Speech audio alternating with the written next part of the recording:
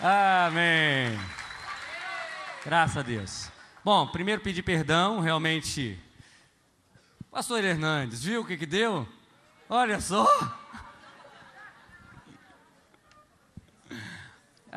Perdão, realmente a gente estava procurando oferecer a maioria das pessoas, né? A maior parte de possibilidades, de ferramentas, né? De cursos, de treinamentos, enfim. Mas entendemos que Deus está movendo para esse tempo, para esse momento. Queremos cooperar com Deus nesse sentido. Então nos perdoe aí. Vamos pedir perdão aos irmãos também que estão em outro lugar, para que eles entendam o processo que acabou acontecendo.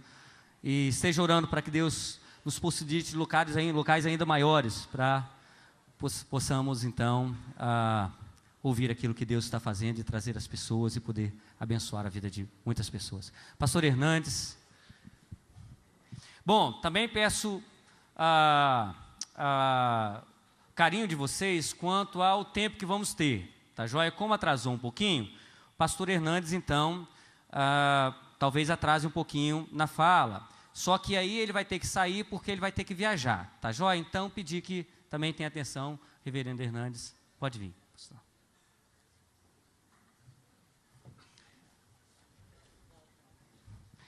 Obrigado. Vamos orar? Vamos colocar de pé, quietar nosso coração.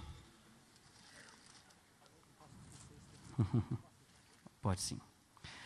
Obrigado, Pai, obrigado por esse tempo, obrigado porque parece que Teu Espírito realmente está movendo nessa direção e queremos cooperar com o Senhor. Abençoe a vida do Teu Filho agora, como tem abençoado, que ele possa ter plena liberdade de deixar que Teu Espírito flua através dele, ministrando aos nossos corações e nos ajudando a ser melhores homens, mulheres, discípulos, líderes, em nome de Jesus. Amém. Reverendo Hernandes.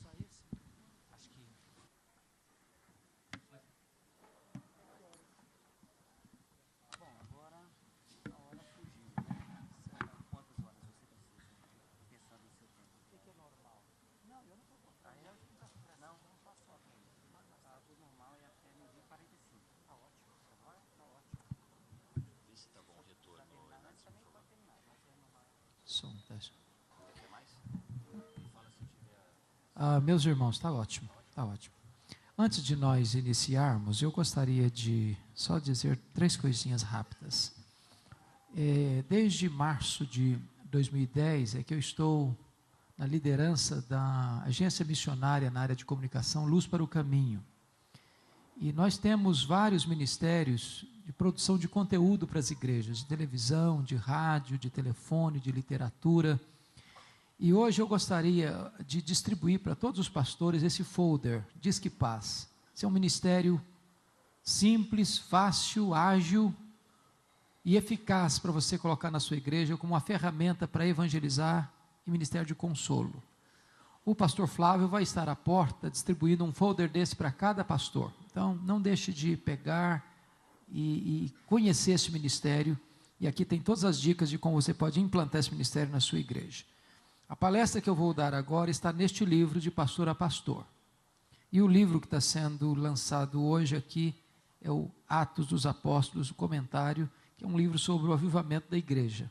Então, você que é pastor, depois pode passar lá e procurar. Abra sua Bíblia comigo, por gentileza. No primeiro livro dos Reis, capítulo 17.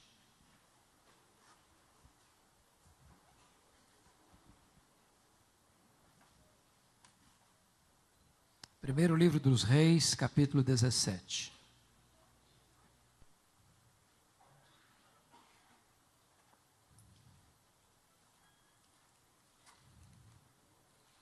Nós vamos ler dos versos 1 a 10. Primeiro Reis 17, de 1 a 10. Esse texto diz: Então Elias, o tesbita, dos moradores de Gileade, disse a Acabe: Tão certo como vive o Senhor, Deus de Israel, em cuja presença estou, nem orvalho nem chuva haverá nesses anos, segundo a minha palavra. Veio-lhe a palavra do Senhor dizendo: Retira-te daqui, vai para a banda de Quirite, fronteira ao Jordão, esconde-te lá, beberás a torrente, e ordenei aos corvos que ali mesmo te sustentem. Foi, pois, e fez segundo a palavra do Senhor. Retirou-se e habitou junto à torrente de Quirite, fronteira ao Jordão. Os corvos lhe traziam pela manhã pão e carne, bem como pão e carne ao anoitecer, e bebia da torrente. Mas passados dias a torrente secou, porque não chovia sobre a terra. Então lhe veio a palavra do Senhor, dizendo: dispõe-te, vai a Sarepta, que pertence a Sidom, e demora-te ali onde ordenei uma mulher viúva que te dê comida. Então ele se levantou e se foi a Sarepta. Amém. Meus amados, afirmar que nós estamos vivendo hoje uma crise aguda, agônica, endêmica e sistêmica, já não produz impacto em mais ninguém. Parece que a palavra de ordem hoje é a palavra crise. Sobretudo, crise de integridade. No governo, no Congresso Nacional, na Câmara dos Deputados, no Poder Executivo, Legislativo e Judiciário. A crise está presente na família e até na igreja. Porém, pensar que há mais de 2000 anos o profeta Elias estava enfrentando uma crise mais aguda do que a nossa, nos faz refletir. E eu queria então situar Elias para nós extrairmos desse texto algumas lições.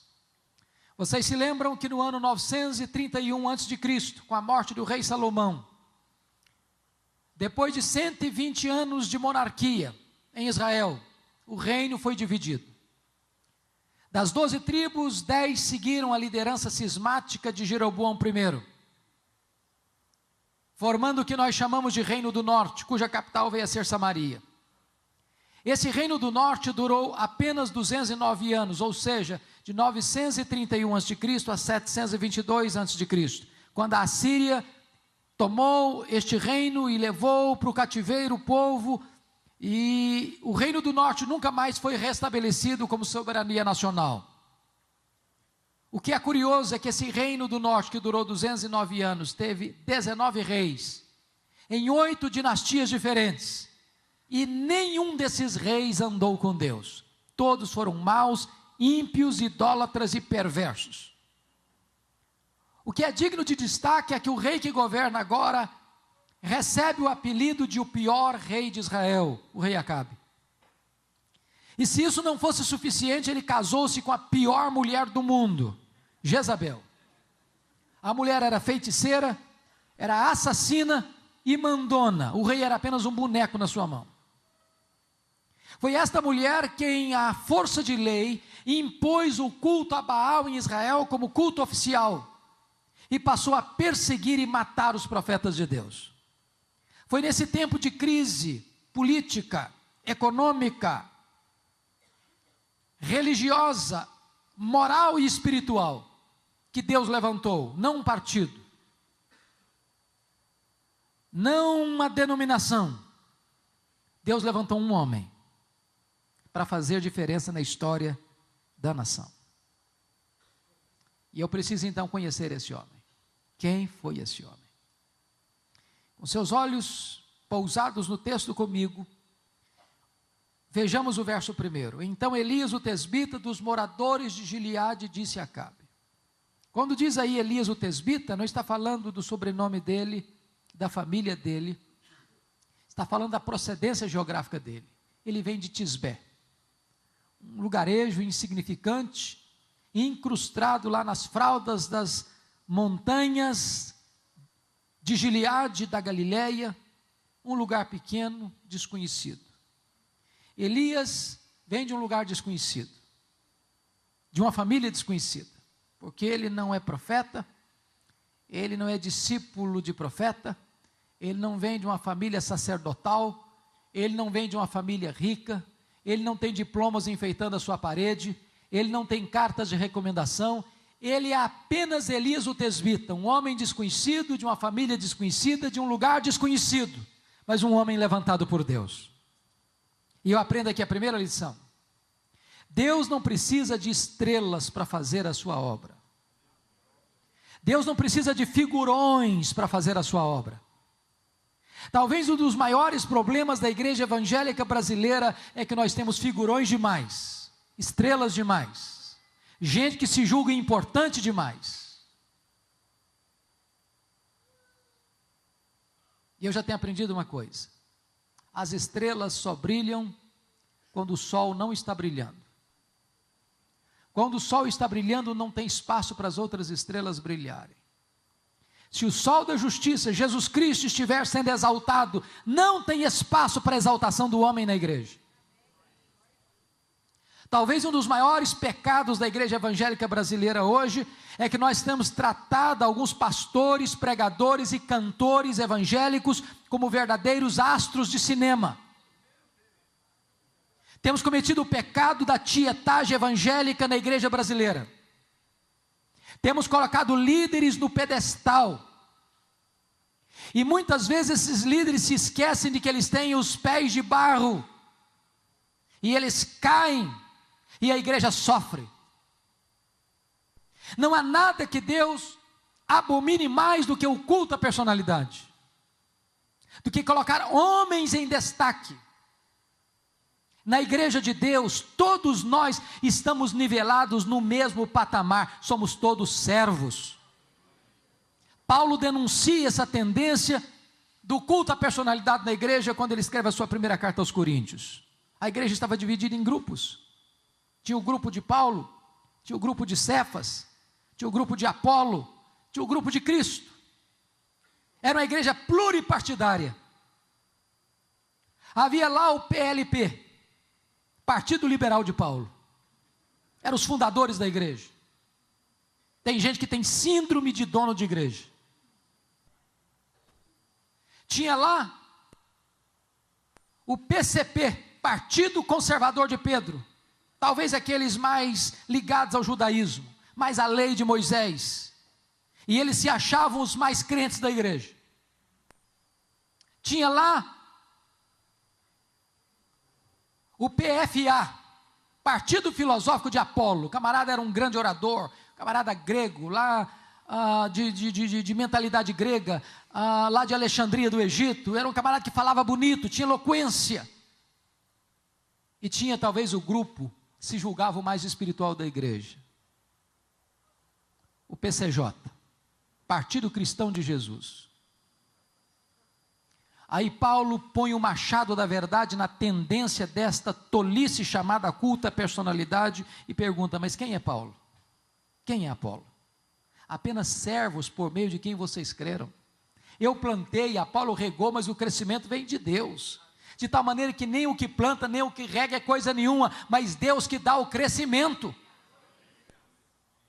Irmãos, nós temos tratado determinados pregadores hoje de maneira tão esquisita. Eu conheço pregador, por exemplo, igual político, sem desmerecer os políticos, mas via de regra um político, num encontro, ele chega sempre depois que começa e sai antes de terminar, que ele é o centro das atenções, está de ficar debaixo dos holofotes. Eu conheço pregador que quando ele chega na igreja, ele chega com segurança, e à medida que ele vai entrando, o povo fica de pé, e as luzes vão acendendo em cima dele. Eu conheço pregador que prega em púlpito blindado. Há pouco tempo, eu convidei um cidadão para pregar e não consegui falar com ele porque ele estava blindado. Quando eu consegui falar com a secretária, disse: eu gostaria de convidar o fulano de tal para pregar. A secretária dizia: não prega mais em igrejas, mais não, eu só prego em grandes encontros. Aí eu disse para a secretária: então o seu pastor é mais importante do que Jesus e mais importante que o apóstolo Paulo. Porque pelo que me consta, Jesus pregou o seu melhor sermão para uma pessoa só. E Paulo pregava publicamente e também de casa em casa. Nós estamos hoje vivendo a realidade de pastores e cantores que só vão pregar diante de altos cachês. Estamos comercializando o sagrado. Há poucos dias um colega meu dos Estados Unidos ligou para um cantor aqui no Brasil, e sem desmerecer nenhum cantor, eu os amo e admiro o trabalho deles, mas o irmão já respondeu no telefone: aleluia, irmão. Falei: aleluia, eu estou querendo te convidar para vir cantar aqui na igreja. Falei: uma condição, eu vou sim, mas eu quero 2 passagens de primeira classe, quero um hotel 5 estrelas, quero um carro à minha disposição, e quero $10.000 depositados antecipadamente na minha conta. Aí o pastor, coitado, ficou embaraçado e disse: meu irmão, eu tenho algumas dificuldades. Primeiro, porque não tem hotel 5 estrelas na cidade que eu estou. Segundo, porque eu não tenho 10 mil dólares para botar na sua conta. E terceiro, que eu já perdi a vontade de convidar também.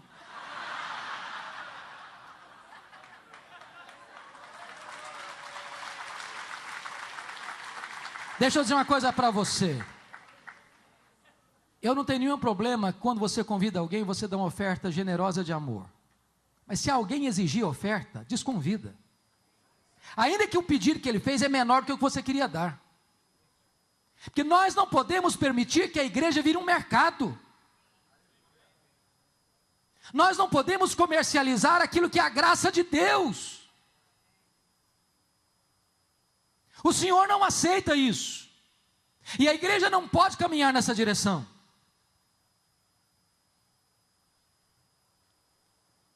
Veja comigo ainda o verso 1. Elias disse para Acabe: tão certo como vive o Senhor, em cuja presença estou, nem orvalho nem chuva haverá nesses anos, segundo a minha palavra. E você pergunta: mas por que tamanha certeza ou ousadia de Elias? O texto não responde. Mas a resposta está em Tiago 5,17, quando está escrito lá: Elias orou com instância para não chover, e não choveu. Segunda lição que eu aprendo: só pode se levantar diante dos homens quem primeiro se prostra diante de Deus. Elias só se levantou diante do rei porque primeiro se prostrou diante do Rei dos Reis. Talvez aqui está uma das maiores tragédias que abate a igreja brasileira, é que nós separamos academia de piedade. Nós separamos pregação de oração. Nós temos verdadeiros gigantes do saber no púlpito, mas verdadeiros nanicos de oração. Gente que tem luz na cabeça, mas não tem fogo no coração. Gente que tem fome de livro, mas não tem fome de Deus. Gente que conhece muito a respeito de Deus, mas não conhece a intimidade de Deus. E amados irmãos, se Deus não tocar o nosso coração para nos humilhar e nos quebrantar e nos levar aos joelhos, nós teremos ministérios brilhantes do ponto de vista da intelectualidade, mas secos, áridos e infrutíferos. Porque o poder pertence a Deus. E Deus reveste um povo que se humilha debaixo da sua poderosa mão. Mas veja comigo, que no verso 2 e 3 há uma transição radical na vida de Elias, muito radical. Eu diria para você que é até mesmo um anticlímax. Porque o homem que saiu do anonimato e começa o ministério pregando para o rei, e muitos de nós passam o ministério inteiro sem pregar para rei nenhum.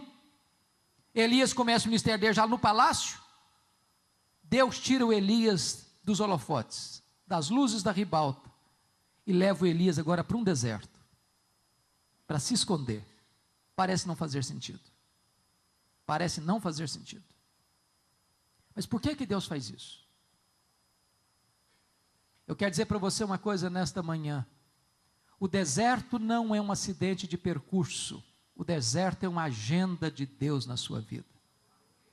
É Deus quem matricula você na escola do deserto. O deserto é a escola superior do Espírito Santo, onde Deus treina os seus líderes mais importantes. Sabe por que Deus matricula você na escola do deserto? Porque Deus quer primeiro trabalhar em você, para depois trabalhar através de você. Em outras palavras, Deus está mais interessado em quem você é, do que no que você faz. Vida precede ministério. Eu vou dizer para você que a maior prioridade da sua vida não é fazer a obra de Deus, não é. A maior prioridade da sua vida é conhecer o Deus da obra. Quando Jesus chamou os apóstolos, não os chamou prioritariamente para pregar, chamou-os para estarem com Ele e só depois os enviou a pregar. Vida com Deus precede trabalho para Deus. Mas na escola do deserto você precisa aprender uma outra lição. Na escola do deserto você precisa depender do provedor mais do que da provisão. Notem que lá nesse deserto, Elias tinha que se abastecer da fonte, beber da fonte, e Deus mandou garçons voadores para levar comida para ele. Mas olhe comigo o verso 7. Mas passado dias, a torrente secou, porque não chovia sobre a terra. A grande pergunta é: o que você vai fazer quando você está onde Deus mandou você estar, fazendo o que Deus mandou você fazer, e de repente a fonte seca? A provisão acaba. Quando a sua provisão acaba, Deus sabe onde você está, para onde você deve ir e o que você deve fazer. A sua provisão acabou, mas a de Deus não. A sua despensa está vazia, mas os celeiros de Deus estão cheios. A sua fonte secou, mas os mananciais de Deus continuam jorrando. Deus está levando você a entender que nessas horas você tem que depender mais do provedor do que da provisão. Me permitam, por favor, ilustrar isso com uma experiência pessoal. No ano 2000, eu fui para os Estados Unidos com a minha família para fazer um curso de doutorado na área de pregação. A igreja que eu pastoreio há 27 anos, a primeira igreja presbiteriana de Vitória, decidiu prover para mim um valor mensal de $2.300 para o nosso sustento. Eu fui com a intenção também de encontrar meia bolsa. Obviamente, desses 2.300 eu tinha algo a deduzir. Primeiro, que pastor é dizimista. Muito embora tenha muita gente falando contra o dízimo, mas o dízimo é bíblico. E pressupõe que todo pastor seja dizimista. Então, desses 2.300 eu já deixava 230 na tesouraria da igreja. Recebia 2,70. Nós temos uma secretária que trabalha conosco há mais de 20 anos e eu não achei justo deixá-la desamparada naquele tempo. Continuei pagando o salário dela. O apartamento onde eu morava foi uma secretária, uma missionária para morar lá, com a responsabilidade de pagar o condomínio, mas ela teve que mudar da cidade, em 5 meses eu tive que pagar o condomínio. O certo é que dos 2.300 eu recebia líquido 1.300. Quando eu chego em Jackson, Mississippi, tive algumas surpresas. Primeiro, não achei bolsa de 1 centavo. Segundo, não tinha escola pública para os nossos filhos, tive que pagar a escola para eles. Terceiro, não tinha transporte público, tive que comprar um carro. Quarto, tive que pagar a escola de inglês, pagar o seminário, pagar aluguel e todas as demais despesas naturais de uma casa, comprar livros e etc. Conclusão, nosso orçamento nunca tinha ficado e nunca ficou num valor inferior a 3.000 por mês. Eu tinha uma receita de 1.300. Eu tinha levado todas as minhas reservas pessoais e com 5 meses o carro quebrou. $1.350 para consertar. A minha reserva tinha acabado. E eu não tinha dinheiro para tirar o carro da oficina. Não tinha transporte público. Não tinha dinheiro para comprar comida para casa, nem para pagar o seminário. E eu já vi, e tinha visto já muita gente não podendo pagar o seminário, a direção fazer uma visita de muita cortesia, dizendo: já que você não consegue se manter aqui, você tem liberdade de voltar para a sua terra. Eu disse: meu Deus, eu não gostaria de voltar envergonhado, frustrado, mas também não quero ser mais pesado à igreja.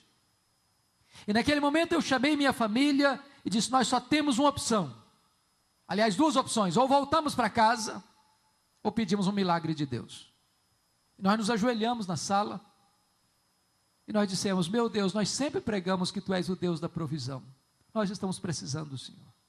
Tu és poderoso para abrir-nos uma porta. Quando nós nos levantamos dos joelhos, minutos depois o telefone tocou. E eu recebi um convite para pregar num congresso na Pensilvânia, a 2.000 quilômetros de onde eu morava. Quando eu estou pregando meu último sermão naquele congresso, o pastor que dirigiu a liturgia disse algo inusitado. O óbvio ululante. Disse o seguinte: meus irmãos, o pastor Hernandes é estudante aqui na América, e todo estudante é duro. Não precisa nem ser profeta para falar um negócio desse. Se alguém quiser ajudá-lo, fique à vontade. Eu saí daquele congresso com $5.500 de oferta. Um pastor me procurou depois do culto e disse: eu vou lhe mandar $300 por mês, até você terminar o seu curso. Eu voltei para casa chorando. Tirei o carro da oficina, fiz compra para casa, paguei o seminário, ainda sobrou dinheiro. Na semana seguinte, um outro telefonema, um convite para pregar num outro congresso em New Hampshire, a 2.500 quilômetros de onde eu morava. Estava pregando o meu último sermão quando um presbítero veio por trás de mim e botou dentro da minha Bíblia um bilhete assim: pastor Hernandes, eu não sei o que está acontecendo com a sua vida. mas Deus tocou o meu coração, e eu quero lhe mandar $600 por mês, até você terminar o seu curso. Me deram $2.500 de oferta. Para encurtar a conversa, eu fiz 21 viagens a convite para pregar, em 10 estados diferentes. Em cada lugar que eu ia, Deus fazia um milagre diferente. Um dia uma mulher fez uma viagem de 60 milhas, de noite, debaixo de neve, porque Deus tocara o coração dela para onde eu estava, para botar uma oferta no meu bolso. No dia que eu vim embora, eu fui ao banco fechar a conta. Para minha surpresa, exatamente o valor das nossas economias pessoais que nós havíamos levado estava lá no banco. E Deus nos ensinou uma lição: quando a sua fonte seca, a minha fonte continua jorrando. Quando a sua despensa fica vazia, os meus celeiros estão cheios. Você tem que depender do provedor mais do que da provisão. Agora veja comigo, por favor, versículo 8, porque é uma outra transição na vida de Elias. Então lhe veio a palavra do Senhor dizendo: dispõe-te, vai a Sarepta, que pertence a Sidom, e demora-te ali, onde ordenei uma mulher viúva que te dê comida. Então ele se levantou e se foi a Sarepta. Sabe o que Deus está dizendo para Elias aqui? Elias, aperte os cintos, meu filho. Vou matricular você agora no estágio mais avançado. Você acabou o estágio do deserto? Agora eu vou jogar você na fornalha. Sarepta significa fornalha, fogo, cadinho. Deus ainda está trabalhando em Elias para depois trabalhar através de Elias. E note você que Deus manda Elias sair do esconderijo e ir para Sidom, fora de Israel. Só que conforme o capítulo 18 deste mesmo livro, versículo 10, você pode conferir aí na sua Bíblia, nesse tempo que Elias ficou escondido em Querite, Acabe o procurava, em Israel e nas nações vizinhas, para matá-lo. E para sair desse esconderijo, ele correu o risco de ser morto pela polícia de Acabe. Mas o Deus que manda é o Deus que protege. E Deus parece que tem senso de humor, porque o que Deus fala para ele não faz sentido. Era um tempo de fome na terra, e a seca atingindo Israel, atingia também os limites de Israel. E Deus diz: vai, porque lá eu ordenei uma mulher viúva que te dê comida. Se Deus dissesse o contrário, faria um pouco de sentido. Meu filho, chega de ficar descansando, chega de ficar escondido, vamos trabalhar um pouquinho agora. Eu vou te mandar para Sarepta para você cuidar de uma mulher viúva. Ele faria um pouquinho de sentido, ele teria um ministério. Mas Deus diz: vai, porque lá uma mulher viúva vai te sustentar. E ele sai de Querite para não morrer de sede e quase morre de fome em Sarepta, porque a viúva que vai dar comida para ele está morrendo de fome.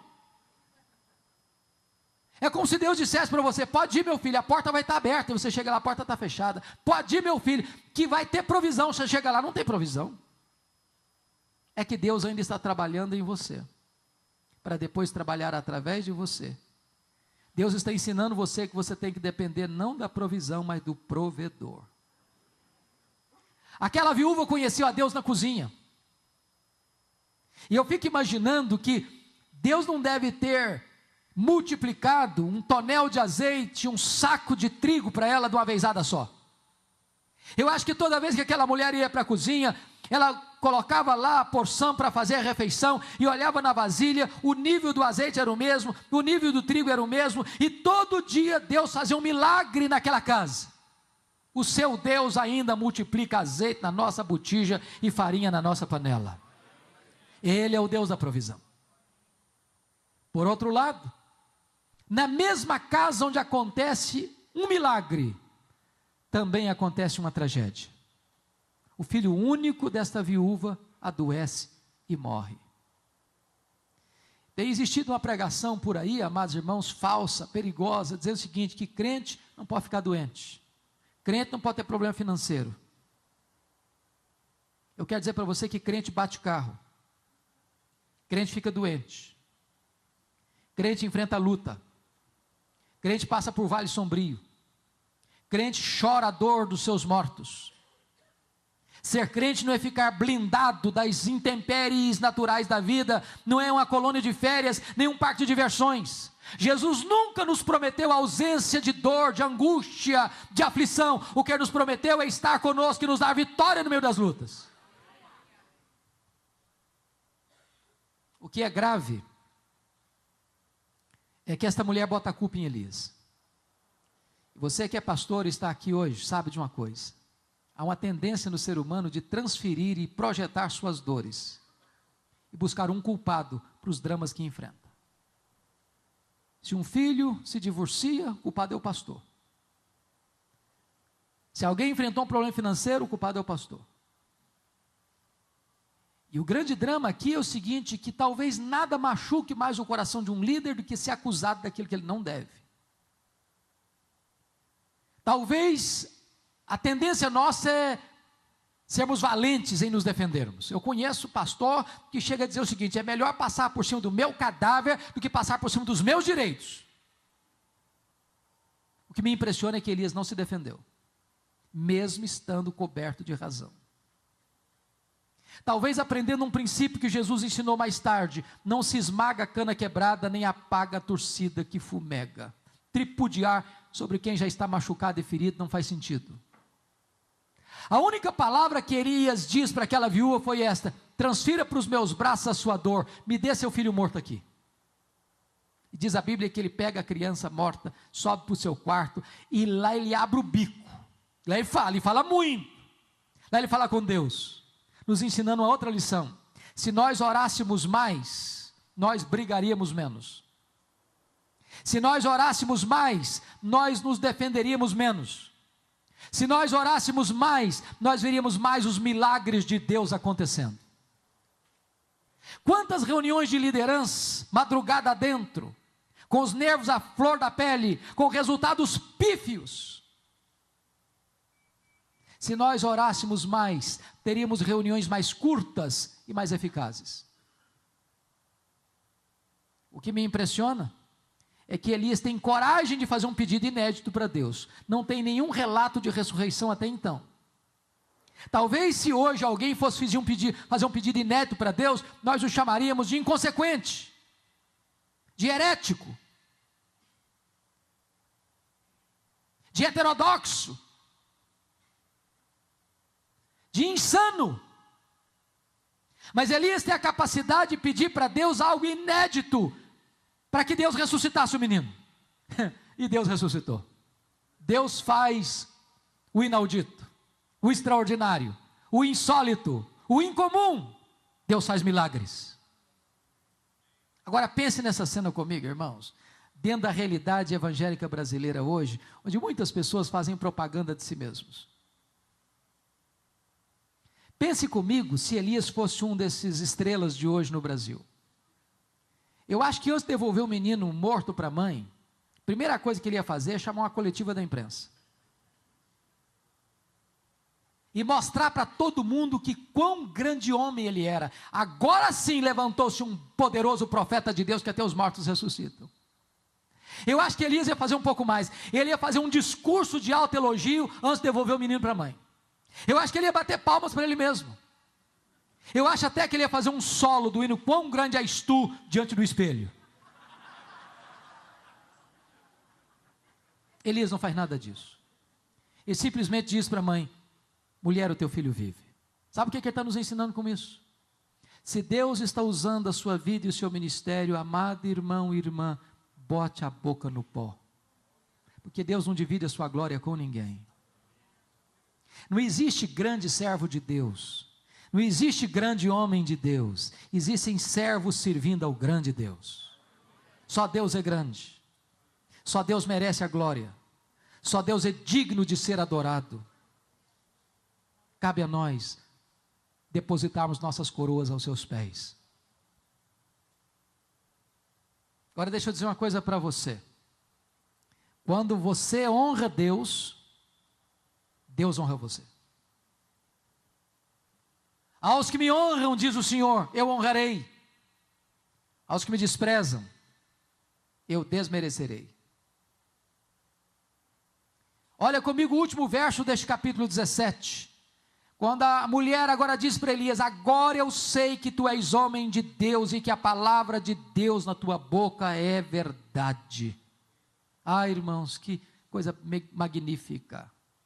Porque hoje nós estamos correndo atrás de tantas coisas, de tantos títulos, de tanto sucesso, de tanto reconhecimento. E a maior necessidade nossa é sermos conhecidos como homens de Deus, mulheres de Deus. E o que me impressiona é que essa mulher diz: a palavra de Deus na tua boca é verdade. E aí eu fico curioso e com as pernas bambas de medo, porque é possível então que a palavra de Deus não seja verdade na minha boca. Porque uma coisa é proferir a palavra de Deus, outra coisa é ser boca de Deus. Jeremias 15:19 diz assim: se tu te arrependeres, eu te farei voltar, e estarás na minha presença. Se apartares o precioso do vil, serás a minha boca. Você já parou para perceber isso? Chega um pregador e diz uma verdade, nada acontece. Chega outro e diz a mesma verdade, e os corações se derretem. Por quê? Por quê? É porque um é boca de Deus, o outro não é. Você se lembra de Geazi? Quando ele correu e botou o bastão profético no rosto do menino morto, o que aconteceu com o menino? Continuou morto. Mas o problema não era o bastão, era quem carregava o bastão.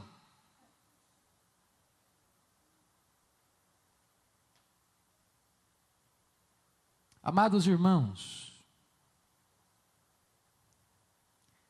é tempo de nós pararmos para pensar que nós precisamos ser boca de Deus. Precisamos ter a unção de Deus, o poder de Deus. Eu não sei quantos pastores aqui conheceram reverendo Antônio Elias, que morreu com mais de 90 anos. Para nós, pelo menos presbiterianos, foi o maior exemplo que nós tivemos de vida piedosa no nosso meio. Aquele homem, quando ele pregava, e as mensagens dele eram muito simples, mas acontecia um fenômeno. Toda vez que aquele homem pregava, o povo caía em pranto, se quebrantava. Aí um dia, ele estava pregando num congresso, e chegou uma pessoa e fez uma pergunta, esperando uma resposta teológica profunda. E perguntaram: pastor Elias, Antônio Elias, o que é unção? E ele respondeu: é muito simples, meus filhos, unção é assim, uns são, outros não.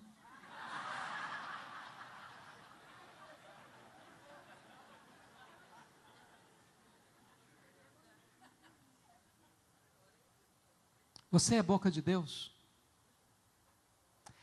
Você tem apartado o precioso do vil? Você tem abastecido a sua alma na fonte? Você tem sede de Deus? Você tem sido tratado por Deus? Você tem sido matriculado na escola de Deus? O que nós mais precisamos hoje é de homens que sejam boca de Deus. Sabe o que me impressiona hoje?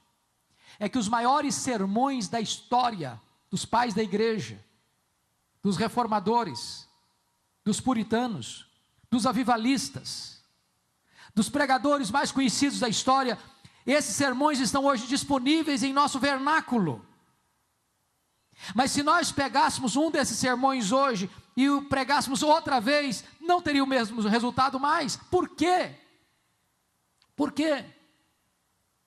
E aí eu tenho que concordar com o metodista piedoso do século XIX, E.M. Bounds, quando ele diz o seguinte: nós estamos à procura de melhores métodos e Deus está à procura de melhores homens. Deus não unge métodos, Deus unge homens. Homens mortos tiram de si sermões mortos, e sermões mortos matam. Martinho Lutero dizia que sermão sem unção endurece o coração das pessoas. Nós dependemos do Espírito Santo. Precisamos ser boca de Deus. Eu conheço um caso até jocoso, engraçado, de um seminarista que resolveu decorar o sermão de Jonathan Edwards. Jonathan Edwards foi a mente mais brilhante do século XVIII na Nova Inglaterra. Um homem que experimentou um poderoso avivamento nos idos de 1735, 1740 em Enfield, Massachusetts, Nova Inglaterra.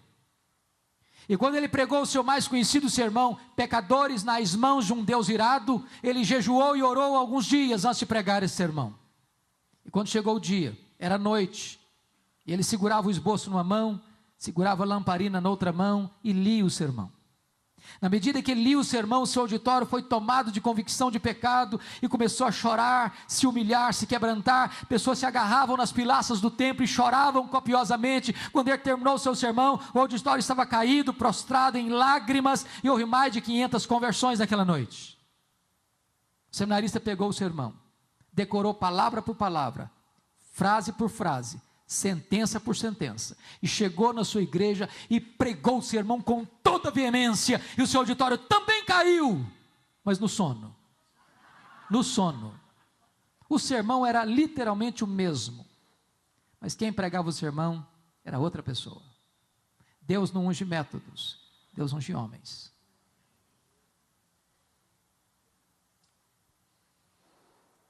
Por favor, caminhe comigo um pouco mais. Vamos ver o capítulo 18, verso 1. Muito tempo depois veio a palavra do Senhor a Elias no 3º ano, dizendo: vai, apresenta-te a Acabe, porque darei chuva sobre a terra. Partiu, pois, Elias a apresentar-se a Acabe.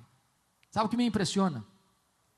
É que Deus preparou na escola da vida Elias durante 3 anos e meio, para usá-lo num único dia, aqui no Monte Carmelo. Deus não tem pressa quando se trata de treinar os seus líderes. Nós estamos vivendo na época do fast food, nós estamos vivendo na época de propagandas assim: entre nessa escola e aprenda a falar inglês num mês. Faça um curso de 1 semana e seja um líder eficaz. Não existe isso. Não existe isso.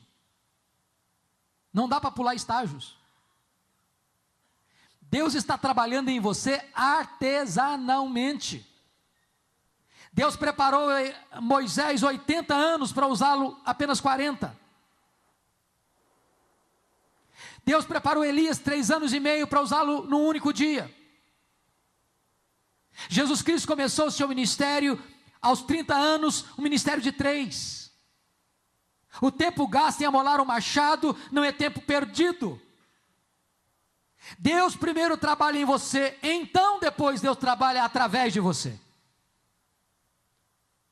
E o que é curioso é que no Monte Carmelo, diz a Bíblia que Elias confronta o rei Acabe, chamando-o de perturbador de Israel, confronta o povo, dizendo: vocês estão em cima do muro, cocheando entre 2 pensamentos, e confronta os profetas de Baal, dizendo o seguinte: vamos fazer um desafio aqui, o Deus que responder por fogo, esse é o Deus verdadeiro. Como o povo gosta de espetáculo, ajuntou-se para ver a cena.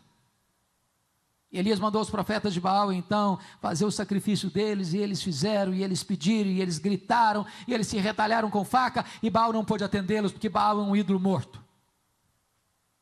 Então diz a Bíblia que Elias restaurou o altar do Senhor que estava em ruínas, colocou a oferta sobre o altar, mandou regar de água o altar, e talvez você pergunte: mas como pode ser isso? Tinha 3 anos e meio que não chovia, onde encontravam água numa montanha? É muito simples, é porque o Monte Carmelo está exatamente onde está o mar Mediterrâneo. Era só descer o monte, o mar Mediterrâneo estava embaixo. E depois que tudo estava pronto, Elias fez uma breve oração: agora manda fogo, Senhor. E o fogo caiu, e o povo caiu de joelhos gritando: só o Senhor é Deus, só o Senhor é Deus, só o Senhor é Deus. Mark Lloyd Jones diz assim: por que hoje nós estamos pedindo fogo do céu e o fogo não cai? Sabem por quê? Responde Mark Lloyd Jones: é porque nós nem restauramos o altar do Senhor ainda, que está em ruínas.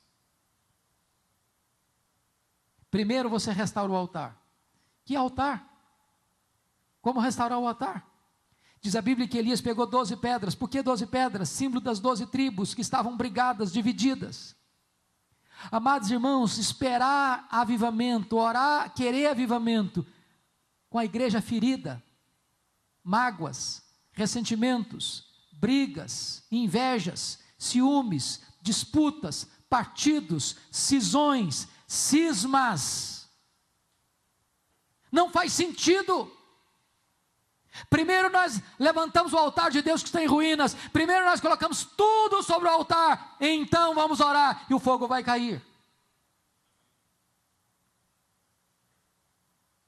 Diz a Bíblia que depois daquela magnífica vitória, Elias elimina os profetas de Baal e sobe para o alto da montanha. E lá ele bota a cabeça entre os joelhos e clama a Deus para que as torrentes voltassem para regar a terra. Eu não sei se você já parou para perguntar o seguinte: olha de novo o capítulo 18, verso 1 comigo. Muito tempo depois veio a palavra do Senhor a Elias, no 3º ano, dizendo: vai, apresenta-te a Acabe, porque darei chuva sobre a terra. O que me impressiona aqui é o seguinte: Deus não disse assim, vai, apresenta-te a Acabe, ore e eu darei chuva. Está escrito ore aí no versículo 1? Não. Por que Elias então subiu para o monte para orar? Porque a palavra de Deus é: vai, apresenta-te a Acabe e darei chuva. Não tinha no pacote da chuva oração. Por que Elias ora? A melhor explicação que eu tenho para esse texto até hoje, se você tiver uma melhor, me ajude, é que esse texto está mostrando para nós que a soberania de Deus não anula a responsabilidade humana. Da chuva, só Deus pode dar, mas orar para chover é responsabilidade nossa. Abrir o coração do pecador, só o Espírito Santo pode abrir, mas pregar para que o Espírito Santo abra o coração dele é responsabilidade nossa. Avivamento, só Deus pode dar, mas preparar o caminho do Senhor para que ele se manifeste é responsabilidade nossa. E Elias orou, insistentemente, perseverantemente, humildemente, vitoriosamente, e as torrentes de Deus desceram.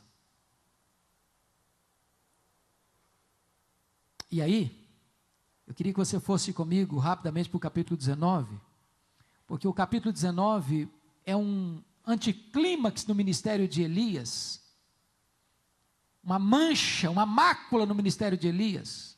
E se você estivesse escrevendo a biografia de Elias, talvez você pularia o capítulo 19.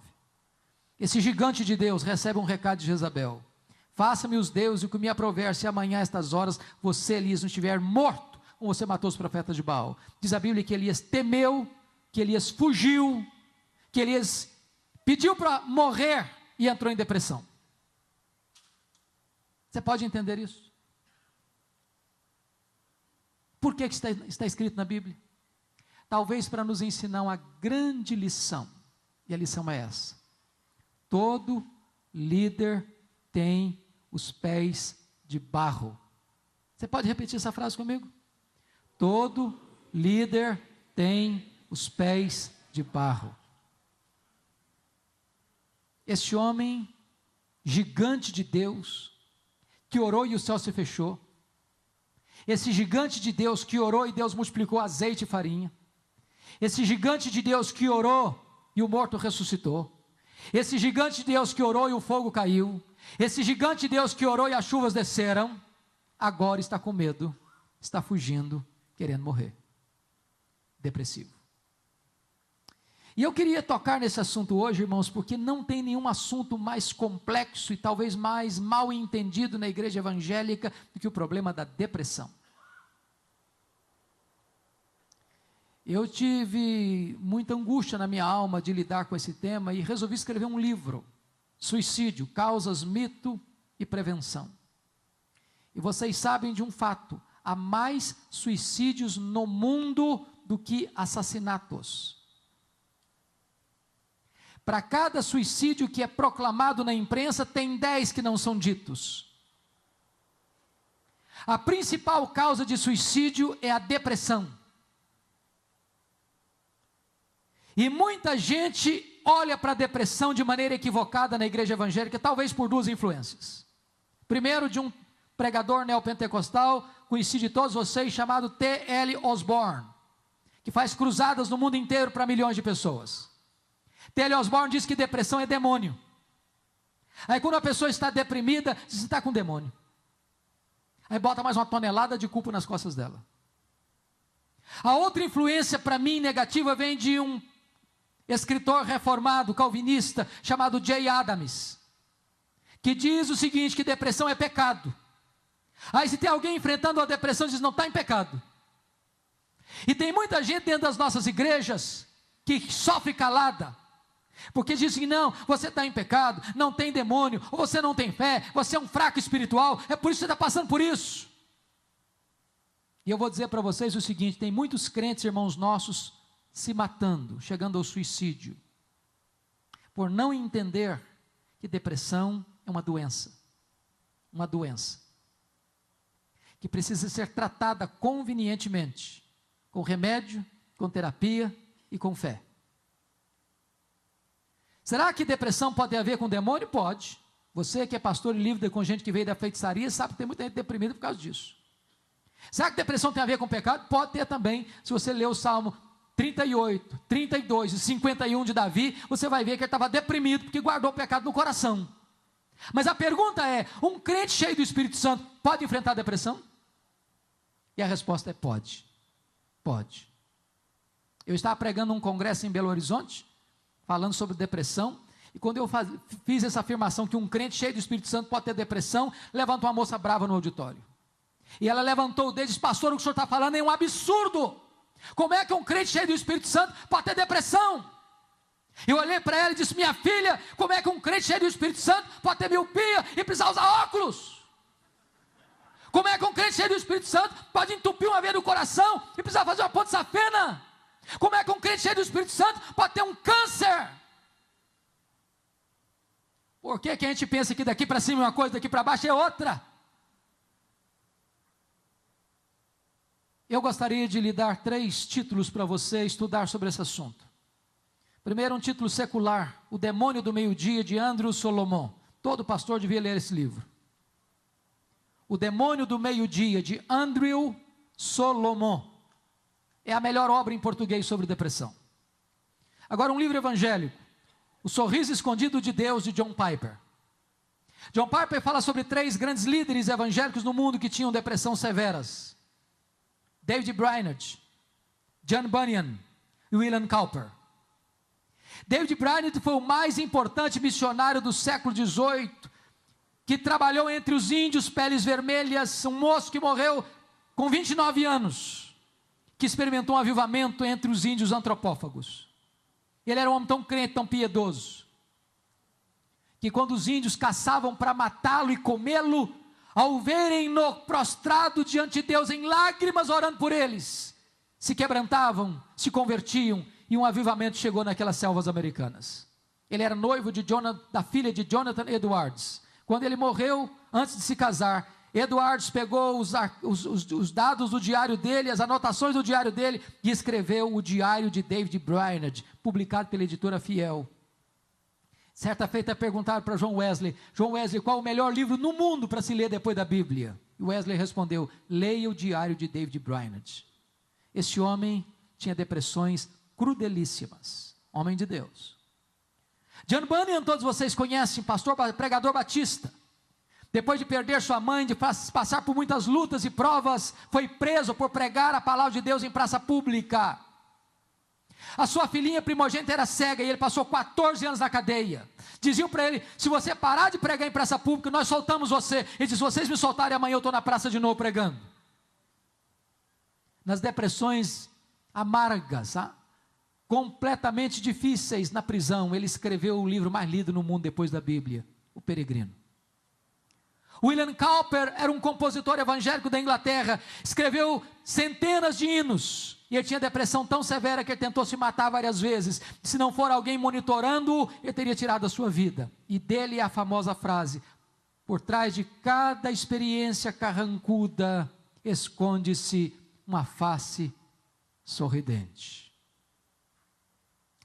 Irmãos amados, há muitos crentes das nossas congregações, há muitos pastores, há muitos líderes lidando com depressão. E nós precisamos ajudá-los. A depressão se lida com remédio, com terapia e com fé. Elias estava deprimido. Por quê? Porque em vez de olhar para Deus, olhou para Jezabel. Segundo, porque olhou para a vida pelas lentes do retrovisor. Acabou, senhor, quer morrer, não tem mais nada para mim. Deus, não, meu filho, não acabou não, você ainda tem ministério. O melhor está pela frente. Você ainda vai ungir um profeta no seu lugar, você vai ungir um rei em Israel, ungir um rei na Síria. Aliás, você quer morrer, meu filho? Nem morrer você vai, cara, eu vou levar você para o céu sem você morrer.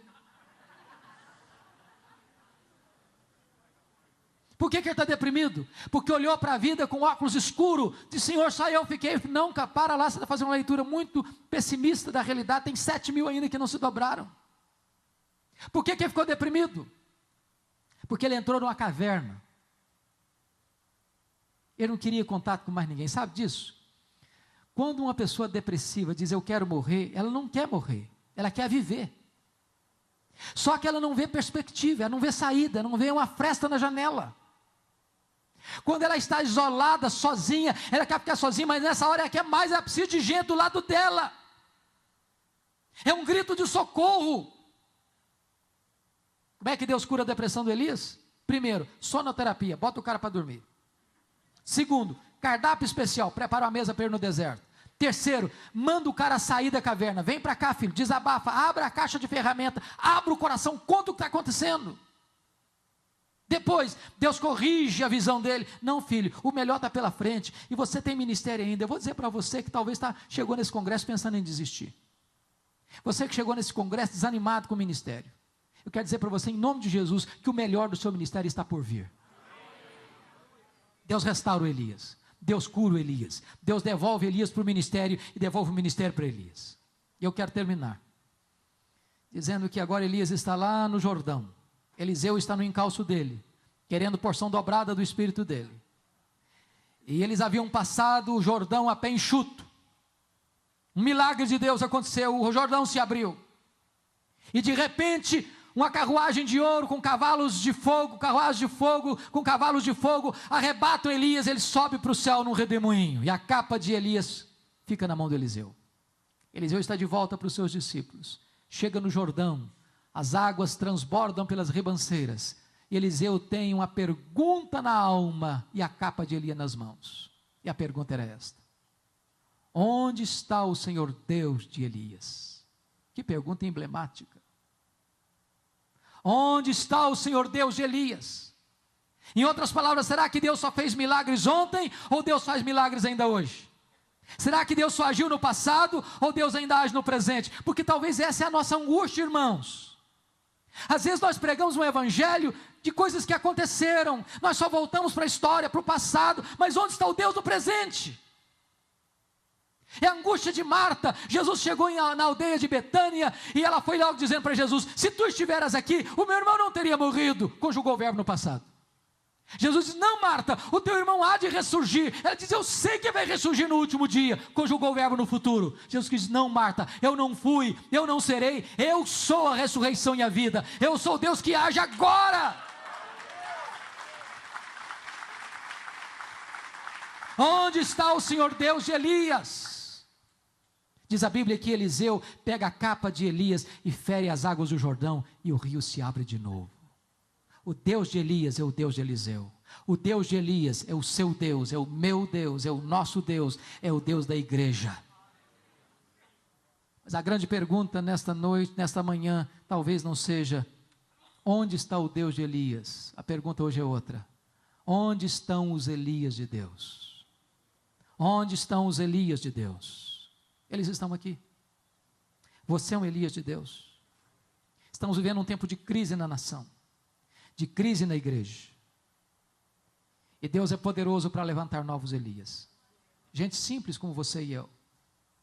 Mas gente que, se colocando nas mãos de Deus, pode ser instrumento de Deus. Você quer ser um Elias de Deus? Vamos orar juntos. Se você tiver a liberdade de vir aqui à frente, vamos orar juntos, mais uma vez, em nome de Jesus.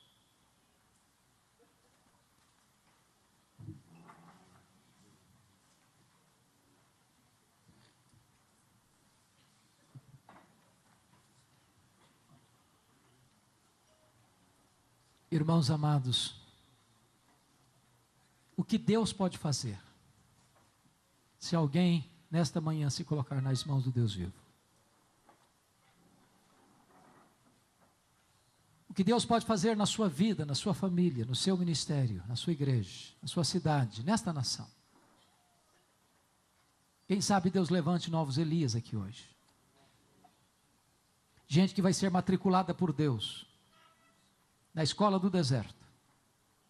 Gente que talvez até seja jogado na fornalha. Mas eu quero dizer para você que a fornalha de Deus só queima as amarras. Nem um fio de cabelo da sua cabeça vai ser tostado.